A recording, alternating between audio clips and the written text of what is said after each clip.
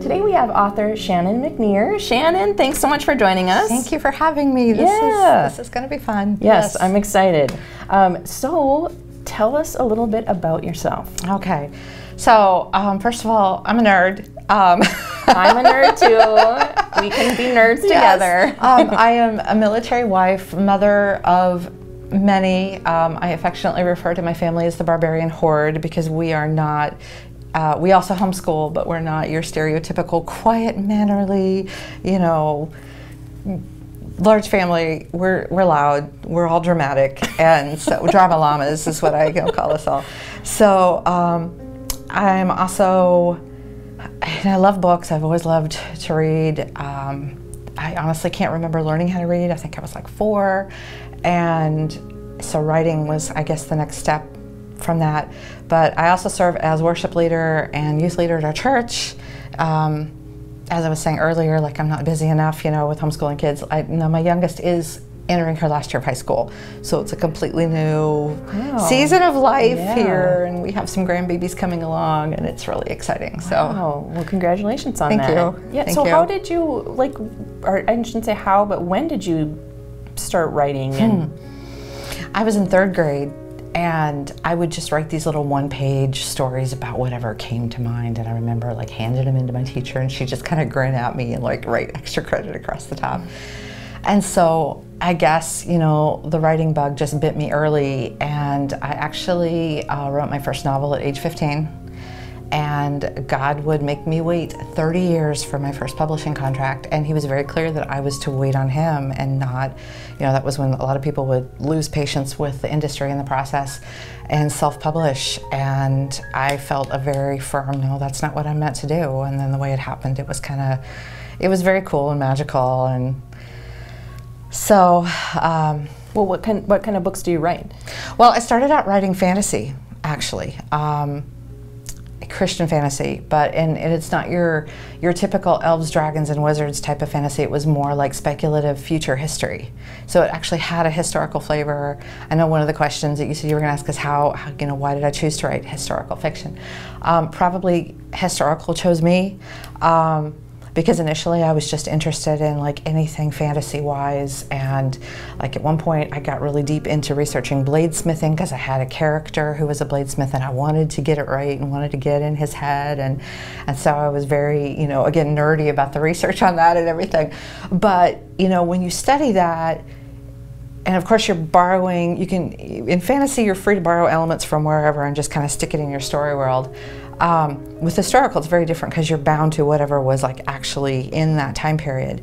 But so we moved to North Dakota 8 years ago from South Carolina. We lived in Charleston, the Charleston area, for almost 23 years, and most of our children were born there, and I raised them and homeschooled them there. And we used the local history as a springboard for learning history. We would take Charleston used to do this program called Touristing Your Own Town, where you could get a ticket to all the local touristy places, historical places, and the art gallery and the children's museum, and you could get a certain amount of people, and I would buy 2 tickets, and we would just take the whole month of January and just do everything we could. And so that was school for that month, and the kids still talk about how much they loved that. Well, a lot of people think Charleston, South Carolina, oh, that's Civil War history, and there's definitely that there, and we went to a couple of Civil War reenactments, and it was really cool.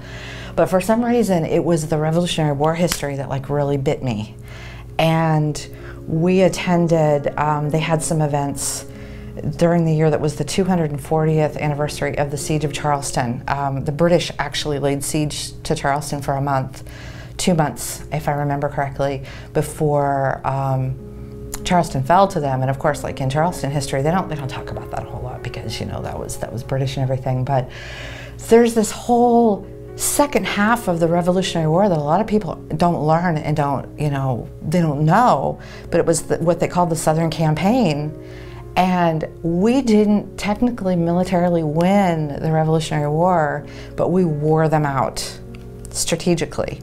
And it was just so fascinating to me. And I never got politics growing up. My mom was very political and into this, that, and the other thing. And I was just whatever, Mom, And then suddenly I'm studying the Revolution, And we went to this event. This is what I was getting around to saying.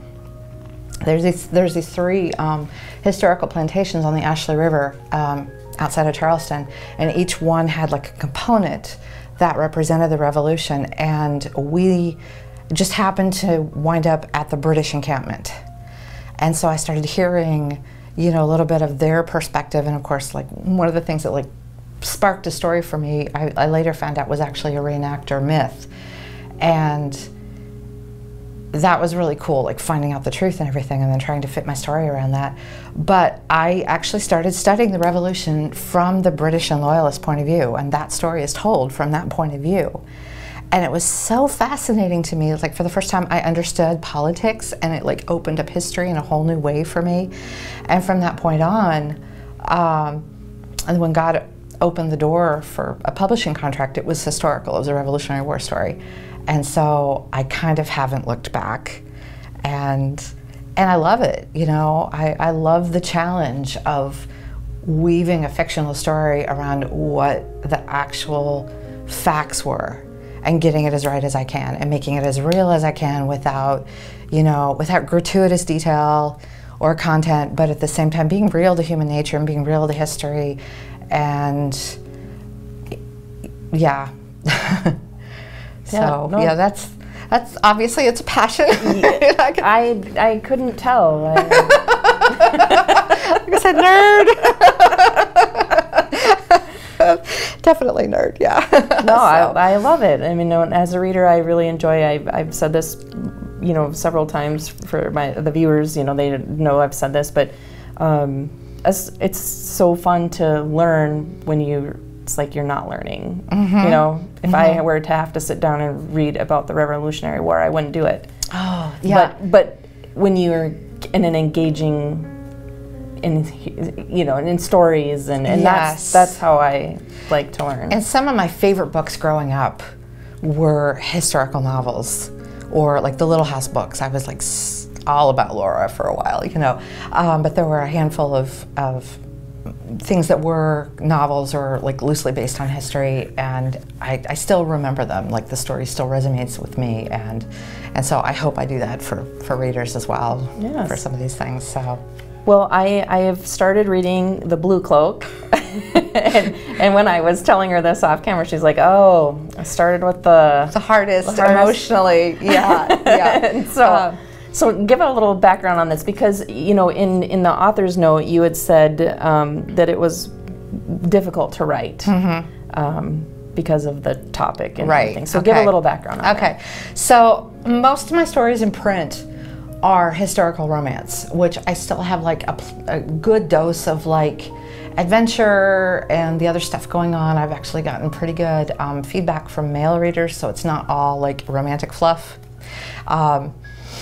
But this one, my editor actually approached me with the concept after I had written a couple of the Daughters of the Mayflower series. And because this one takes place 5 years after the Cumberland Bride, which is early Federal era, like 10 or so years, about 15 years after the close of the Revolutionary War, and westward expansion was just starting. The Cumberland Gap was opening up, and people were settling Kentucky and Tennessee.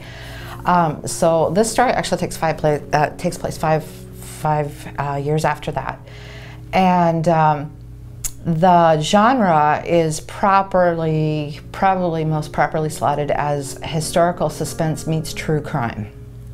So there is a romantic thread that's woven in, that is the fictional. These are the fictional characters, and but the story focuses on 2 guys who were our country's first known serial killers.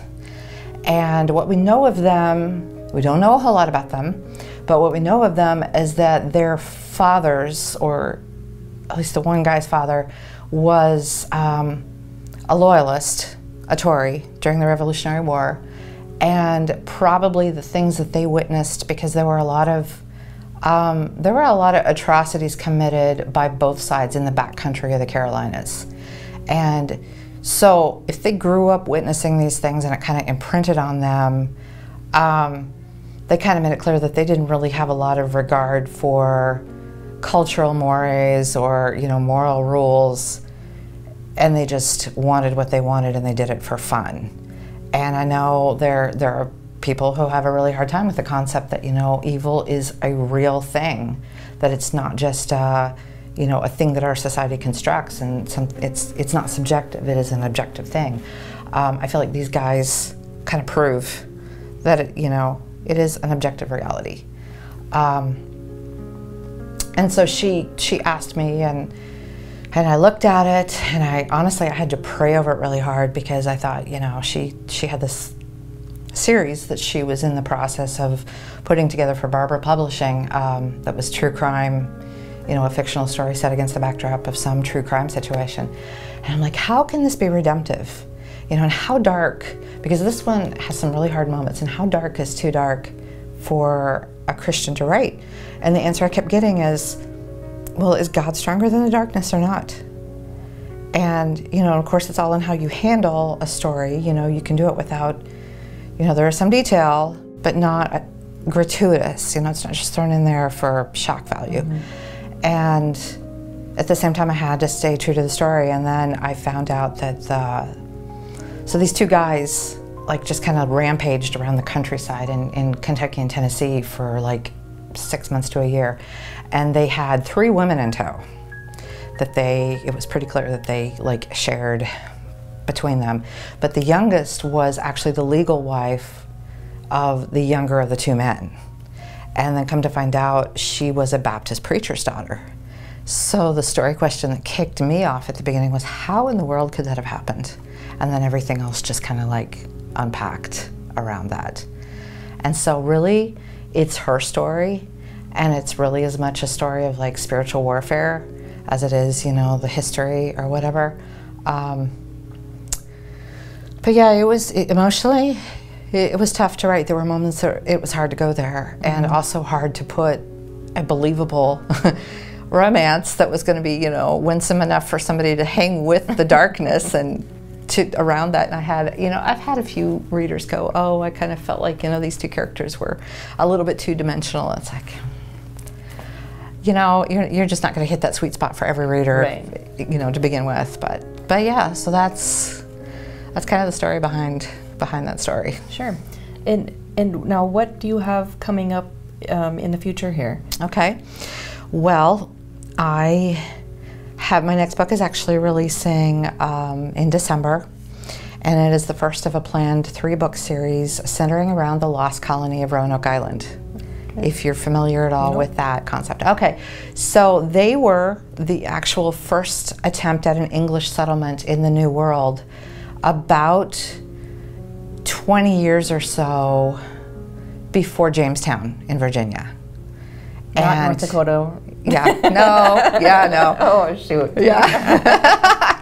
No, I'm still very focused on the southeast, yeah. So it's North Carolina instead of North Dakota, which is, okay. Yeah.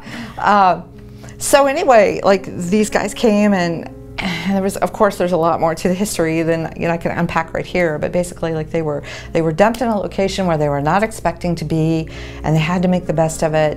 And then the guy who was appointed to be governor over the new colony, he had actually accompanied the previous expedition as their official artist to record, you know, in pictures what they were seeing and the people that they were encountering.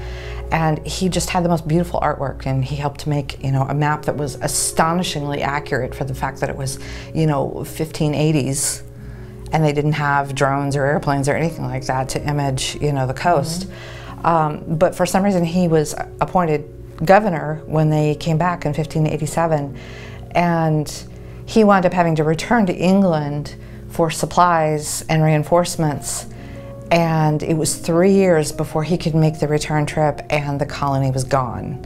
And he kind of knew that the colony would be gone, and they left a message, and he knew what that message meant.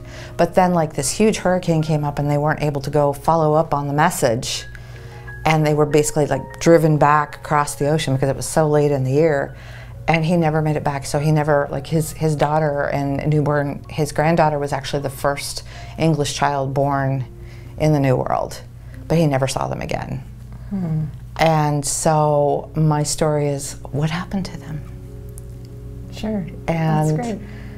So Yeah, and I just finished that up and finished edits in June, and excited to have that one, you know, come to light. But I have to start the next story after that, and yeah, it's never ending. Huh? No, it really isn't. But it's a good problem to have, because, you know, I mentioned those 30 years of waiting. You know, maybe it was more a matter of me being too stubborn to quit, or not knowing when to quit, but at the same time I knew, you know, I was getting better as a writer, and it wasn't wasted. And I feel like life experience, there is a certain amount of life experience you need to tell a believable story, right. And so, you know, that's what it is. Yeah. Well, thank you so much for doing this with me. Thank you.